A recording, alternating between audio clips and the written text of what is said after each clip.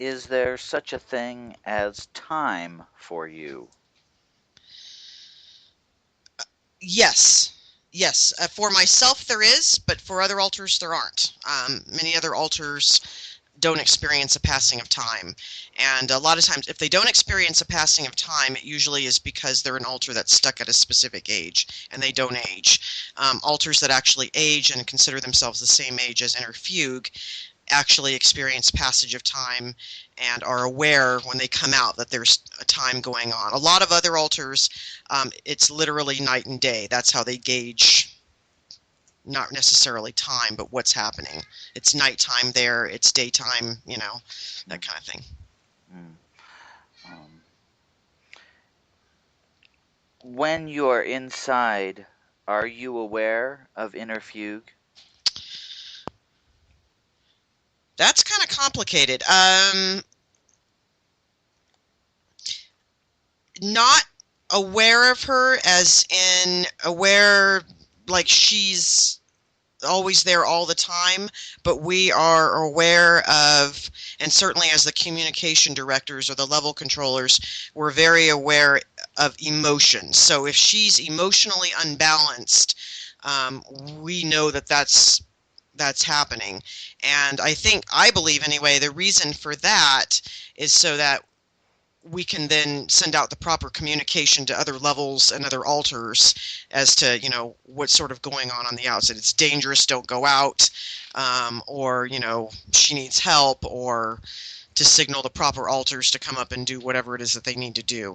But as far as just being aware of her on a conscious level, like we can see what she's saying or do what she's doing, no. What do you look like? What do I look like? Yeah, what's your Um, self okay, impression? okay. On the inside, I myself am sort of a beam of light, sort of a crystally light.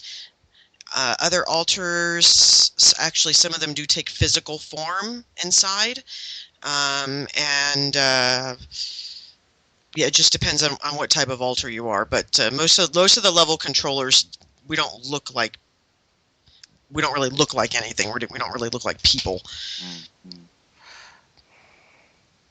Mm-hmm. Does your appearance when you come out surprise you? When I first came out, yes, yeah, I didn't know uh, what she looked like, and I think the last time I was out when it was when she was a child, so a lot of years have passed since then. So it was a little bit of a surprise, but I've gotten used to it. You mentioned when you were out previous was when she was a child. How were you treated when you were out? Yeah. When I was out before, it was they were actually going through a process of programming in the infrastructure of the altar system. So when I was out, I was not treated well because um, they need to break the mind or the unconscious into chunks that they can then work with and identify and be able to tag so that each one has sort of an idea of what it's supposed to be doing. And the way it works is that I don't want to let people or people know that it's not necessarily this altar is going to do this and then you're going to do this. It's not like that at all. It's basically they bring you out, they implant some sort of fairy tale or some sort of story into you, and then when we go back inside, that is what sort of blossoms out of that story. So infrastructure and the way that hers is may be very vastly different than say somebody else who was also programmed just based on it. But there Say, are some components that are the same. Almost all systems, almost all altar systems, I believe, across the board, anywhere with anyone, probably has level controllers, probably has level council members, and has demon altars and things like that placed inside. So that's a universal thing. How that happens and where they're placed is up to the individual because they just can't control that. hmm. What is the difference between a level controller and a level council member?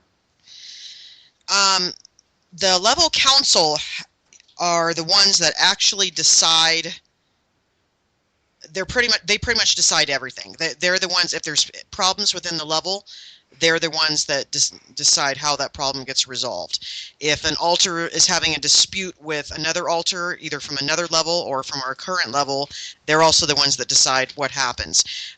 They're also the ones that get all the information when we get what we call courted or audited, and they're the ones that decide how things are going to be changed, or that sort of thing. Level controllers, again, and they don't have much to do with communication. If they want to communicate, they have to let us know, and then we're the ones. So we're really sort of the nerve. Think of it as sort of the nerve endings of what's going on. We're in touch with all the other different levels via what we call strands or threads, and then but the level council is strictly for our level, and strictly is to run that level as efficiently and as smoothly as possible. At least on our level. There are some levels. I believe almost every level has level council members. What they do and how they conduct themselves, I'm not really sure all the time. Okay. Um, that's all the questions that I have for you. Is there anything else you'd like to add? Yes, I think the most important thing I think to remember with all this is that Inner Fugue, her infrastructure or her mind, for very, very specific reasons, we believe now there was a specific reason why she was chosen for all this. And one of the reasons why is because she was able to categorize and keep track at a very, very young age of different altars and different altar systems, and so there wasn't a lot of confusion. They could call out an altar and that altar would be there. So she had a very, very good memory for this sort of thing, and I think that's probably one of the bigger reasons why she was chosen, and because of the fact that she was able to dissociate very, very easily and very quickly from any given situation, made her a very, very good candidate for mind control activities and mind control experiments. And she also just happened to be a product of somebody who was also in the military, or had several relatives that were in the military, so she was also a target because of that. And just to let other people know that this happens or has happened a lot of times before with other people, and we're all very, very interested in trying to find other altar systems to connect with. And when I say we, I don't mean Inner Fugue. I mean we, as in the other altars, are interested, at least on our level, are interested in contacting other altar systems. So yeah, and that's about it. How young would you estimate that this work on Inner Fugue, the system's mind, started? When was that testing done? I'm going to say probably about 1.5 to 2 years old is when it was probably discovered that she had a very good way of dissociating, and that's exactly what they want. They want people that can not that can experience pain, hunger, sensation, and not be real affected by that. And that was her in a nutshell. She was as an infant, was born into an orphanage, and basically at an orphanage at a very, very young age, and was discovered that she didn't cry. She didn't have a lot of response to a lot of the stimuli that was going on around her because of this ability to dissociate. And so, I'm sorry, to answer your question, very, very young, very, very young. The actual mind control experimentation and that sort of thing, and the infrastructure and all that, probably didn't start till about 3 or 4. Okay. But I believe she's probably chosen almost at infancy. Gotcha. Okay. Thank you very much, Diana, for talking with me. I really appreciate it. You're welcome. You're welcome. And I will, if there are other questions that I or other people or people who are listening to this would like to ask the front, Inner Fugue, Ephraim, Barrett, or anybody else from this system, you can write those questions down, and if we decide that they are appropriate and knowledge gathering questions, we'd be happy to ask them, and we'll have you come out and answer them. Okay, Diana? Wonderful. Thank you for having me. You're very welcome. Thank you. Okay, let's have Inner Fugue come back out, and we'll finish up this conversation. Thanks, Diana. Okay, thank you. Thank you for talking to me. You're welcome. Bye.